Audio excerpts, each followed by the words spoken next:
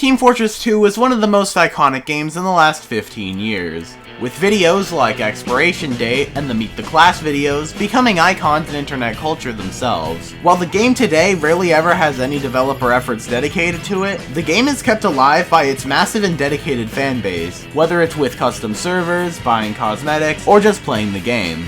But as with anything innovative, people like to get their grubby hands on it in order to make fat stacks of cash. So today, I'm gonna go onto the hellscape known as the Apple App Store and Google Play Store, and take a look at some of the worst TF2 rip-offs.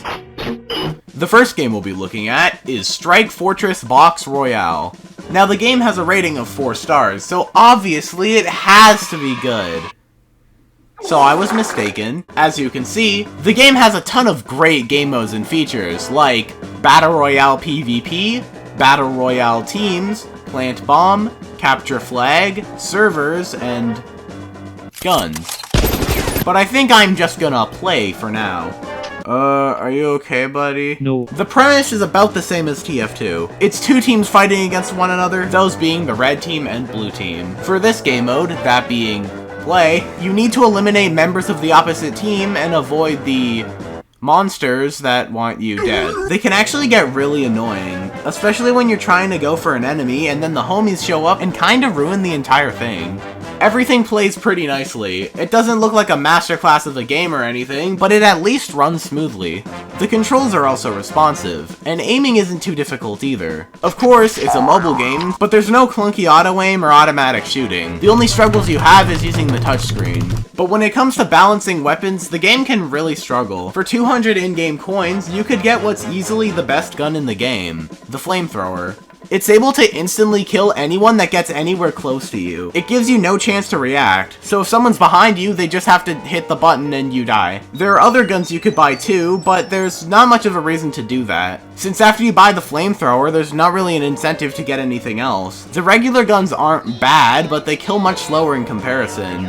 The only plus side here is that the guns are bought with in-game currency and not actual money, so anyone and everyone can get a flamethrower and play on an even playing field. But that's not even the most annoying part of the game. The main gimmick of this game is that you can summon and move buildings around, and when paired with the flamethrower, you can block people off and then demolish them instantly in close quarters. And unlike TF2, which utilizes classes to vary gameplay, this game chooses to use customizable characters that can use any gun in the game, so long as you can pay for it, of course. Overall, Strike Fortress Box Royale is a fine enough game, it's just not one I'll play. Also, why does this game have Minecraft texture? The next game is Team Kart Fortress 2. So the UI and menus for this game actually look pretty good. They're obviously designed based off of the original game, and it matches the style pretty accurately.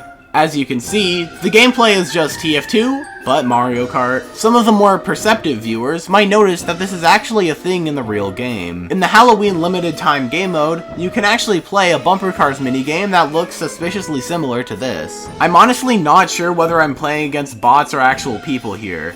On one hand, some of the players do stuff like this, and that, but on the other hand, they have actual usernames, and all that could just be mobile players being mobile players. And there's also a chat system, so you can, yeah. So in this game, you can get into an automobile accident while playing as Spy TF2. The graphics actually look quite nice, but that comes with the cost of the actual game running in 2 frames per second. And since you're racing on bumper cars, you often end up falling over and flying around whenever you lightly bump into any other car. It adds a bit of silliness to the gameplay, but it could also be pretty annoying, as it can lead to situations where even when you're playing at your absolute best, you fall down to last place just because you were in the wrong place at the wrong time. And once you finish the race, you have to watch an ad. No! I don't want to use Facebook gaming! Please stop! Leave me alone! Ironically enough, the ads are actually the only time when the game runs at a remotely stable rate. I could only assume that the game was either not optimized well, changing the graphics settings doesn't really work, or my Android phone is super outdated. Honestly, I think it's a combination of all 3. There's only 1 map, so things end up getting pretty repetitive after a couple of games. Honestly, if it ran better, it wouldn't be that bad. It would function pretty well as one of those mobile games you'd only play for a few minutes at a time. It's alright. Here we got Team Factory 2. The first thing you see when you open up the game is, it asks for your age. So after becoming boomer, it is now time for me to make an account. And after putting a lot of thought and and effort into coming up with a username and password, I am now playing the video game. The UI is the same as last time, and the class selection screen and everything else looks like it came straight from TF2. So yeah, this is pretty much just an unofficial mobile port of TF2. I know it's pretty hard to tell because this game was running at less than a frame a second, but you'll have to take my word for it. Because it's a poorly running unofficial mobile port, it leads to your typical mobile player level gameplay, like this.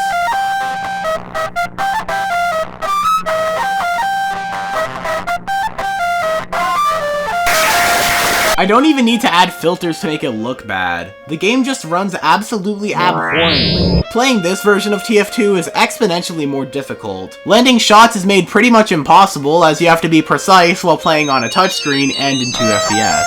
Besides that, it's just a low poly version of TF2. There's really not that much to it. Returning to the world of games that run in the double-digit frames, here we have Blitz Brigade. Now this game isn't a complete ripoff, but you can definitely tell with the characters and presentation that it was at least heavily inspired by TF2. After loading in, the first thing you have to do is create an account. And after thinking deeply, I was finally able to come up with my gamer name, Jeremiah12198. Unlike a lot of other mobile games, this one's actually completely online, so you know for a fact that you're playing against real people. However, this also leads to the state the game is currently in, where the servers are completely empty and the games end before they can even begin. I remember playing this game many years ago, and it used to have somewhat of a player base, but now it seems like everyone's just kind of vanished. They might have been able to avoid this fate if there was a game mode where you play against bots instead of actual people. I was able to get one game though, the greatest 1v1 this game has ever seen, the valiant hero Jeremiah12198 versus the devious mastermind,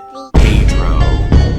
Everything in this game works pretty well actually. The controls are responsive, the mechanics are pretty fun, and there's a wide variety of game modes.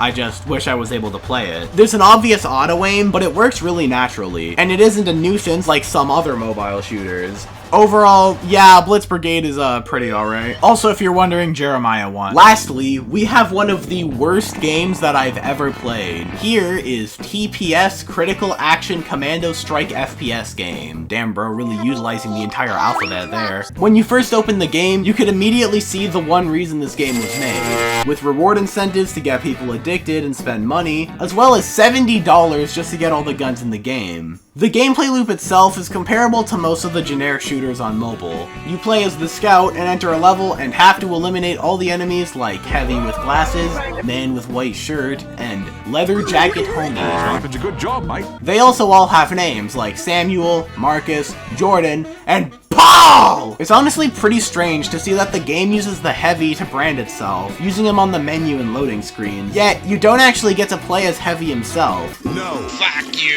You just fight against him. Right off the bat, you don't have to play one world at a time. There's actually 4 worlds in this game. The first world has you at some sort of harbor, the third world has you go to Christmas Land, and the fourth world takes you to a jungle.